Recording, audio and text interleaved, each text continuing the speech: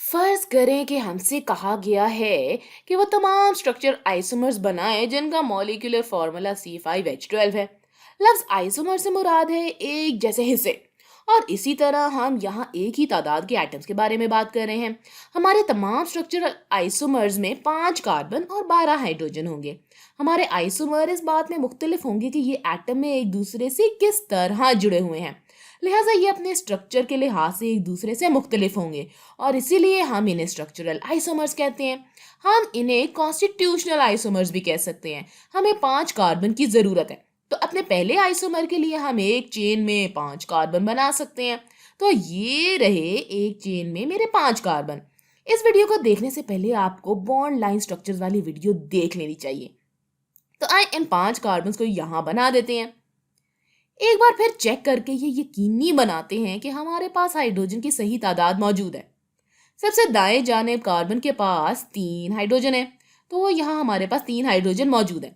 अगले कार्बन के पास 2 हाइड्रोजन है और बाकी अगले कार्बन के पास भी 2 हाइड्रोजन है। तो इसके पास 2 कार्बन है, इस कार्बन के पास भी 2 कार्बन है और फिर आखिर में इस कार्बन के पास 3 हाइड्रोजन है।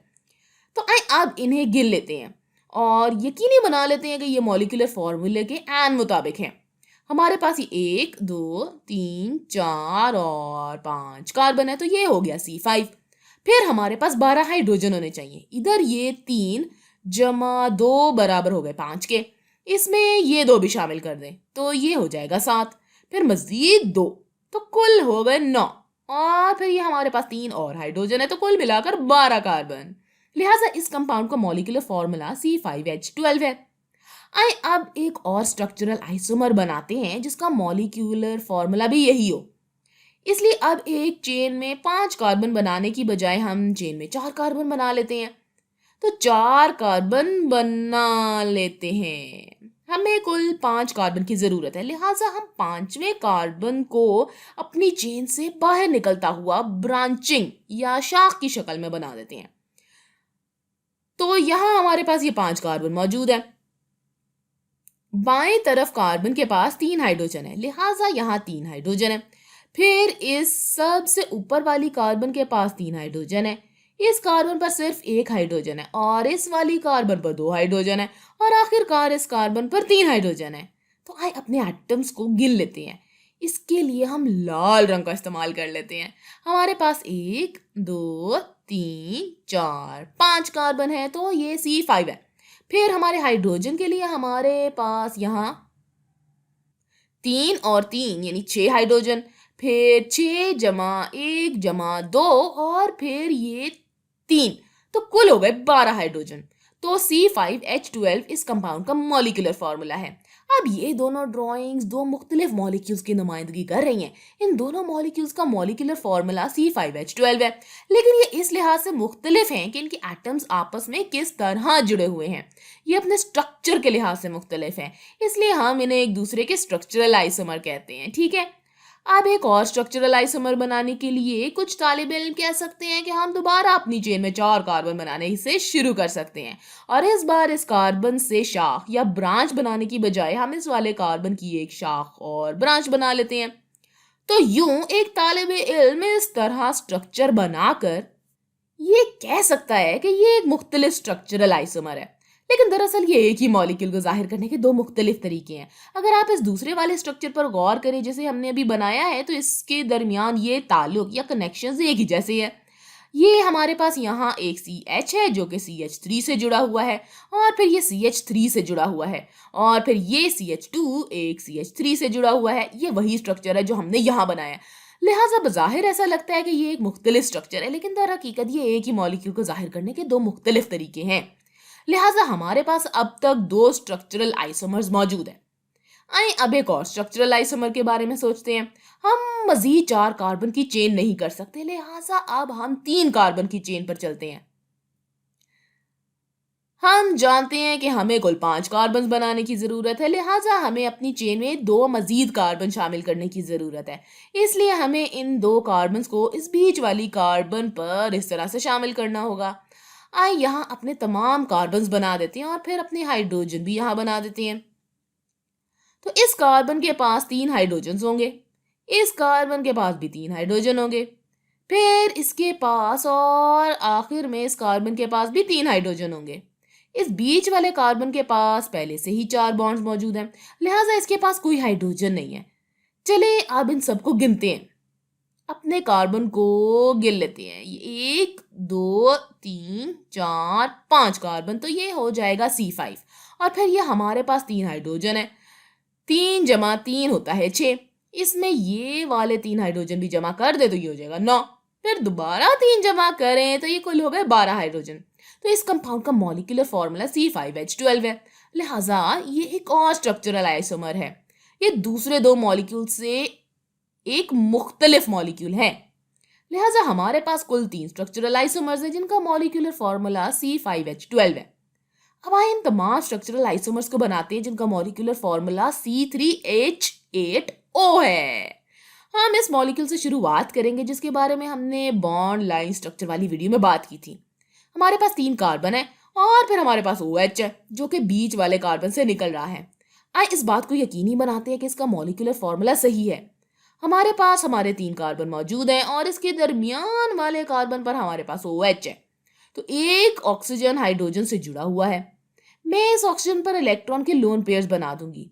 अब देखिए और बताएं कि हमें बाएं तरफ कार्बन पर कितने हाइड्रोजन शामिल करने की जरूरत है। तो हमें इसमें 3 हाइड्रोजन शामिल करने की जरूरत है। चले इन तीनों हाइड्रोजन को यहां बना देते हैं। बीच वाले कार्बन के पास पहले से ही 3 बॉन्ड्स मौजूद है, लिहाजा इससे एक और बॉन्ड की जरूरत है। हम इस कार्बन पर एक हाइड्रोजन शामिल करेंगे। दाएं जानिब कार्बन को 3 हाइड्रोजन की जरूरत है। तो इन सबको गिन लेते हैं। हम अपने कार्बन से शुरुआत करेंगे। हमारे पास 1 2 और ये 3 कार्बन है, तो ये हो गया C3। हमारे पास यहाँ 3 हाइड्रोजन है और 3 हाइड्रोजन यहाँ, फिर एक यहाँ, तो 6 जमा 1 होता है 7 और 8वां हाइड्रोजन यहाँ इस ऑक्सीजन पर मौजूद है। तो हमारे पास 8 हाइड्रोजन है। फिर जाहिर है कि हमारे पास एक ऑक्सीजन यहाँ है। मैं अब इस ऑक्सीजन पर इलेक्ट्रॉन के लोन पेयर्स बना दूंगी। तो इस मॉलिक्यूल का मॉलिक्यूलर फॉर्मूला C3H8O है। अब अगर मैं इसे नंबर दूं तो मैं कहूंगी कि ये कार्बन 1 था, ये कार्बन 2 और ये कार्बन 3। ये हमें अगला स्ट्रक्चरल आइसोमर बनाने में मदद देगा, चूंकि हम फिर ये सोचेंगे कि ये OH ग्रुप कार्बन 2 से निकलने की बजाय कार्बन 1 से निकलता तो फिर क्या होता। तो आइए यहाँ अपने 3 कार्बन बना देते हैं। अब की बार हम अपने OH ग्रुप को कार्बन 1 से निकलता हुआ बनाएंगे। आए इसका लुईस डॉट स्ट्रक्चर बनाते हैं और इससे इस बात को यकीनी बनाते हैं कि इसका मॉलिक्यूलर फॉर्मूला सही है। तो हमारे पास एक ही कतार में 3 कार्बन मौजूद है और फिर बाएं वाला कार्बन ऑक्सीजन से जुड़ा हुआ है, ऑक्सीजन हाइड्रोजन से जुड़ा हुआ है। मैं ऑक्सीजन पर इलेक्ट्रॉन की लोन पेयर्स बना दूंगी।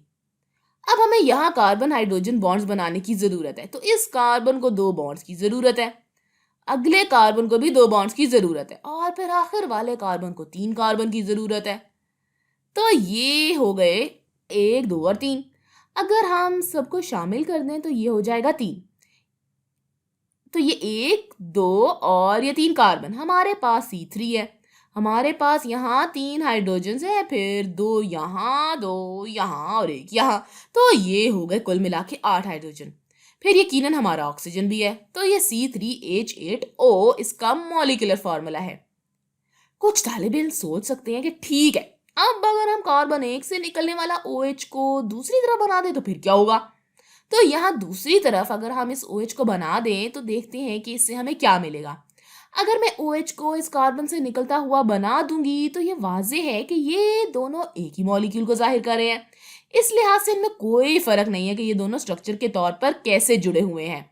तो ये एक ही मॉलिक्यूल है, लिहाजा एक ही मॉलिक्यूल को बनाने के लिए ये 2 मुख्तलिफ तरीके हैं। ये कोई नया स्ट्रक्चरल आइसोमर नहीं है। इस मॉलिक्यूल को देखने का ये सिर्फ एक नया तरीका है। अब आए एक और स्ट्रक्चर बनाते हैं। हम दूसरे कार्बन पर OH नहीं बना सकते, इसलिए अब हमें कुछ और देखना होगा जो हम यहाँ कर सकें। इस बार हम 2 कार्बन को लगातार रखते हुए इनके दरमियान एक ऑक्सीजन बना सकते हैं। तो हम कार्बन चेन को तोड़ने के लिए दरमियान में एक ऑक्सीजन बना रहे हैं। अब ये कुछ यूं होगा कि कार्बन कार्बन से जुड़ा हुआ होगा, फिर ये ऑक्सीजन से जुड़ा हुआ होगा और फिर ये कार्बन से जुड़ा हुआ होगा। फिर हम हाइड्रोजन बना देंगे। तो इस कार्बन पर 3 हाइड्रोजन होंगे। इस कार्बन पर 2 हाइड्रोजन होंगे और इस कार्बन पर 3 होंगे। अब मैं ऑक्सीजन पर इलेक्ट्रॉन के लोन पेयर्स बना सकती हूँ। तो हमारे पास ये 1, 2 और 3 कार्बन है, तो ये C3 है। हमारे पास ये 3 हाइड्रोजन है, ये 2 और ये 3, तो कुल हो गए 8 कार्बन। ओहो, 8 हाइड्रोजन। तो हमारे पास H8 है। फिर यकीनन ये एक ऑक्सीजन है, लिहाजा ये एक और स्ट्रक्चरल आइसोमर है। एक बार फिर कुछ तालिब इल्म कह सकते हैं कि अगर हम इसे इस तरह बनाएं तो ये एक और स्ट्रक्चरल आइसोमर होगा, लेकिन ऐसा नहीं है। ये इस मॉलिक्यूल को बनाने का बस एक दूसरा तरीका है। ये कोई नया स्ट्रक्चरल आइसोमर नहीं है, इसके एक ही जैसे कनेक्शंस हैं। लिहाजा हमारे पास कुल 3 स्ट्रक्चरल आइसोमर्स हैं जिनका मॉलिक्यूलर फॉर्मूला C3H8O है। अब जैसे जैसे ऑर्गेनिक केमिस्ट्री में आगे बढ़ेंगे तो आप सीखेंगे कि पहले वाले 2 आइसोमर्स जिनके बारे में हमने बात की थी, यानी कि ये और ये आइसोमर जिनके पास OH है, इन्हें अल्कोहल कहते हैं, और ये आखिरी वाला स्ट्रक्चरल आइसोमर ईथर कहलाता है।